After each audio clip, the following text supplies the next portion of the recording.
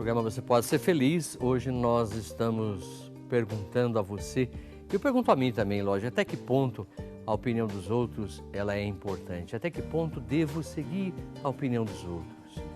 A opinião é uma coisa terrível, mas muitas vezes necessária para quebrar nosso orgulho. A gente tem que ter humildade, mas formar a nossa opinião. Isso não tem a menor dúvida. Isso é fundamental para que a gente possa entender a dinâmica da vida. Porque senão a gente fica muito fraco também, né? Porque você fica na opinião do outro. Fala para mim o que tem que fazer, fala para mim o que tem que fazer. Aí a pessoa se torna um intervencionista na nossa vida. E a vida, ela é minha, a vida é sua. Aliás, o Shakespeare, ele fala isso. Cada um cuida da sua vida. Aliás, na tragédia Hamlet, que é uma tragédia belíssima, que se você não leu, leia ainda. Mas fala, cada um cuida de si, porque quando você cuida de si, você está cuidando dos outros. Porque quem cuida da sua vida, portanto, eu estou cuidando da minha vida, você cuida da sua, nós estamos vivendo bem, formando opiniões, né? Porque senão, se você acaba querendo a opinião do outro, você acaba ficando de uma maneira insegura perante a história, né? Então, o pensamento disfuncional, aí você vai ficando um pouquinho perturbado, aí não tem mais opinião, quer a opinião dos outros, se sente totalmente fragilizado, perde o chão. Isso não é muito bom também, com certeza. Por isso que eu estava falando agora há pouco, é dinâmico, tudo isso é muito dinâmico. Ajuda-nos a pensar, a refletir e assim por diante. Agora há pouco a gente via Caritas, portanto internacional, onde demonstrava os refugiados sendo sustentados por pessoas que se tornaram verdadeiros missionários, estão em missão neste mundo, estão aqui de passagem, mas acreditam, doam, partilham. É uma opinião fundamental para nosso crescimento, porque senão a gente fica fechado no nosso mundo, na nossa pequenez, ficamos egoístas, indiferentes, aí não fazemos com que o reino se dilate, esse reino que Jesus inaugurou em nosso meio. Você sabe que aqui no Brasil nós estamos vivendo esse mês missionário e a Pontifícia Obras Missionárias, a POM, Pontifícia Obras Missionárias, isso mesmo, ela pensou justamente no tema que essa casa comum, pensando lá na campanha da fraternidade deste ano, que a gente meditou durante todo o tempo da quaresma, que essa casa comum seja cuidada com esmero, com carinho, que a gente possa propagar cada vez mais o Evangelho, que ele entre nas famílias, na nossa cultura. E com isso haverá justiça, com certeza, está bem dentro do Evangelho que nós acabamos de ler.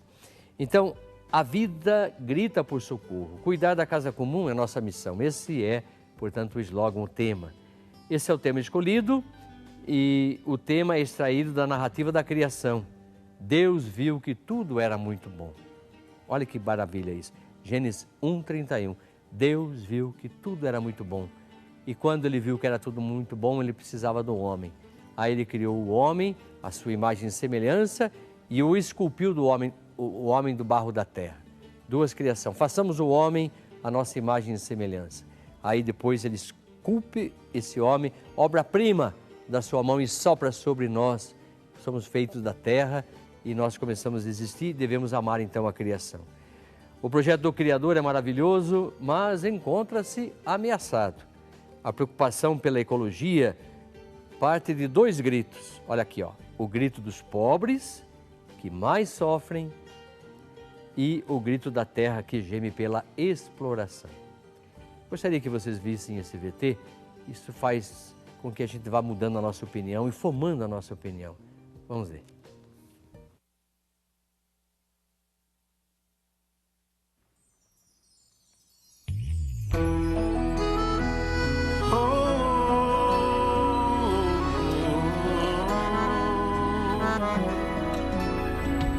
Cuidar da casa comum é nossa missão.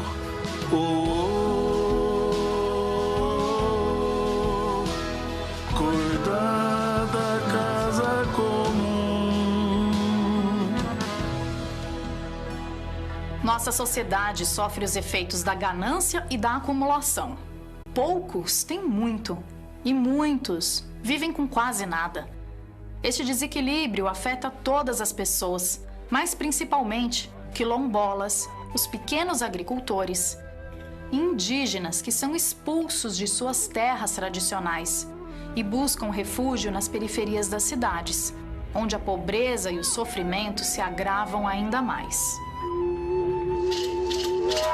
No campo, um grave problema é a situação em que está vivendo o povo Guarani Kaiowá, no Mato Grosso do Sul. No Mato Grosso do Sul, tem uma intensa organização do latifúndio contra os direitos que os povos indígenas têm, especialmente o direito à terra. Então é um estado em que o latifúndio está muito bem consolidado e, historicamente, ele foi sendo consolidado sobre terras indígenas. E os povos foram retirados de suas terras e hoje lutam para ter condições e perspectivas de vida e futuro. E a demarcação da terra é essencial para isso.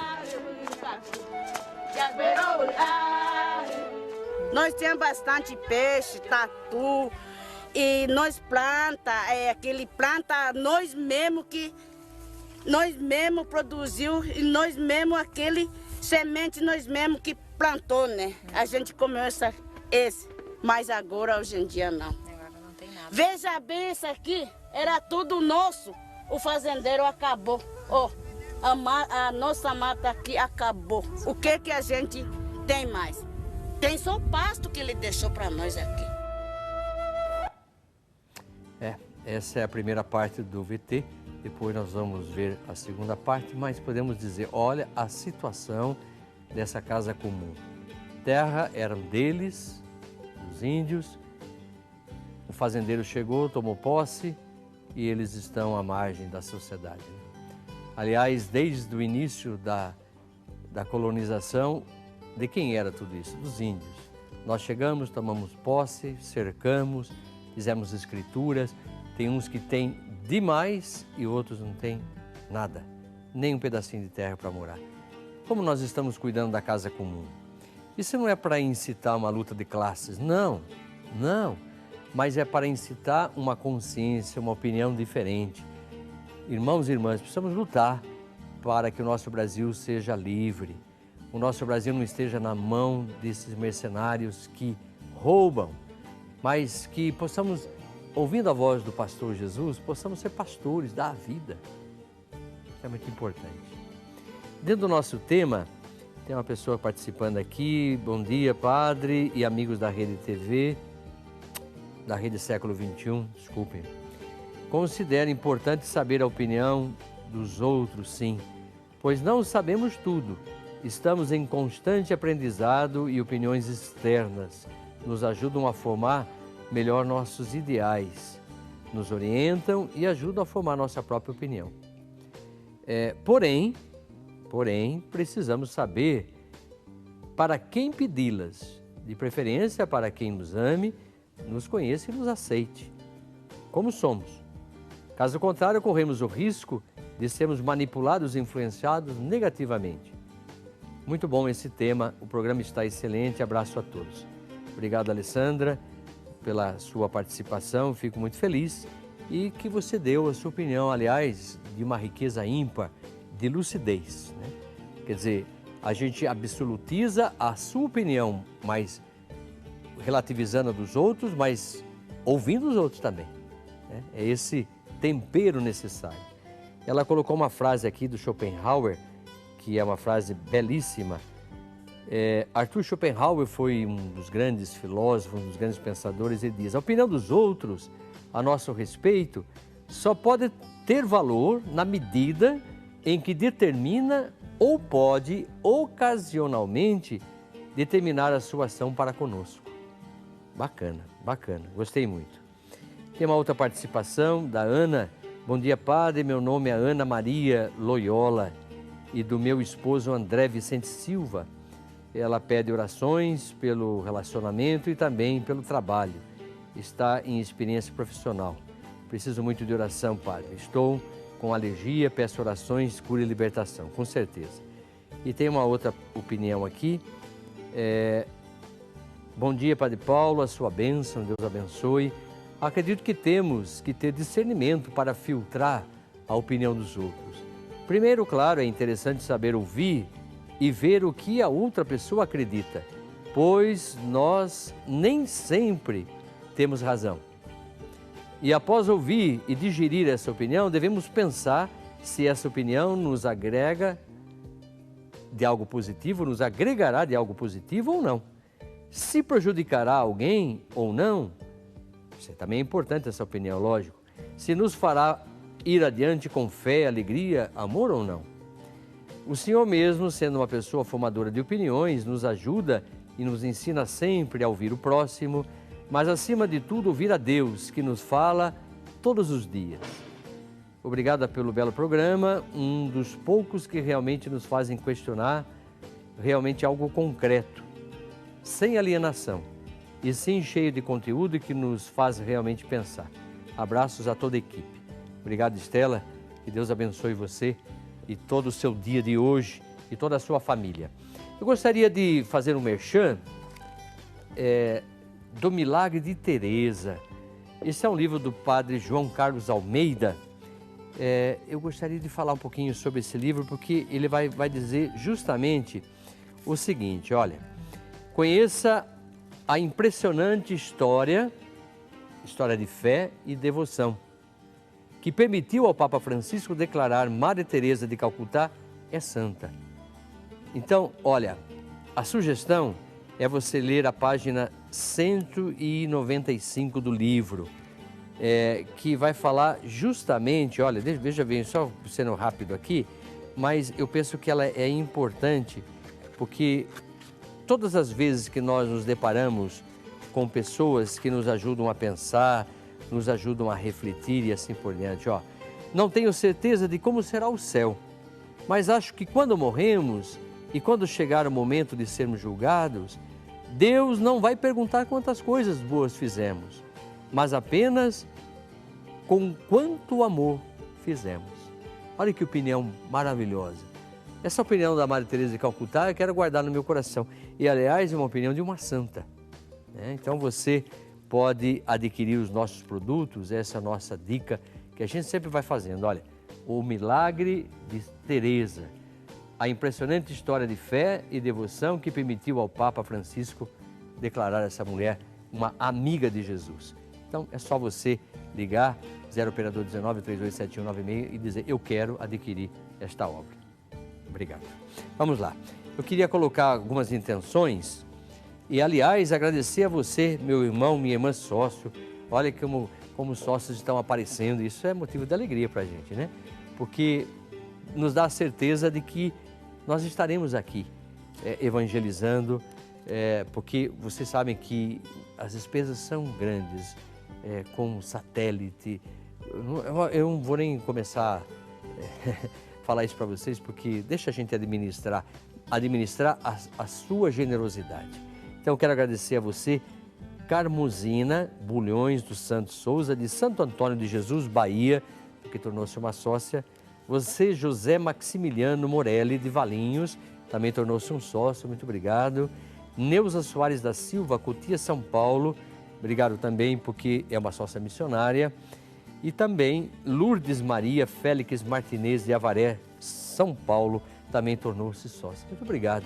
Vocês, para nós, é motivo de alegria, porque, como eu estava dizendo, os irmãos se unem, os irmãos partilham, os irmãos comem da mesma mesa. Como é bom a gente se tornar companheiro. A palavra companheiro vem de cumpanes, aquele que eu como pão pelo caminho. Como é bom poder comer pão com você.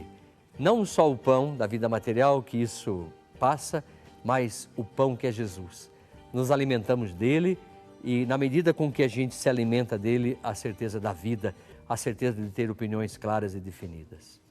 Quero também colocar as intenções da Ricardina Alves da Silva, de Bom Jesus, do Itabapoana, Rio de Janeiro, Leonina Marins, de Itaboraí, Rio de Janeiro, as intenções da Marli Leal Souza, Arco Verde, Pernambuco, também as orações da Silvia Rodrigues da Silva Azevedo, de Riachinho, Minas Gerais, as intenções da Maria Helena da Silva Monteiro, de Tubarão, Santa Catarina, Maria Auxiliadora Pereira, Paraguaçu, Minas Gerais, Franciele Gomes da Silva de Sales, São Paulo. João Pereira da Silva de Assaré, Ceará. Maria Eliette do Carvalho Jataí de Campinas, São Paulo. Domingas de Almeida Silva, também de Campinas. Eroni Terezinha Machado da Paz, Indaiatuba. Ivete Maria Silveira de Água Boa, Mato Grosso. Luciana Aparecida Ramassoni de Olímpia, São Paulo. Lembrando que nós vamos fazer um sorteio no final do nosso programa, onde vamos ver o momento de oração. Aí vamos fazer o sorteio do CD Te Adoramos, né? Tomara que você ganhe. Eu sempre digo, você ganhe, você que precisa para poder orar junto, a necessidade de orar. E a oração se manifesta através do canto, através do louvor, enfim. A gente está sempre em sintonia com Deus, não gerando alienação, mas gerando pessoas preparadas. Pequeno break, voltamos em seguida.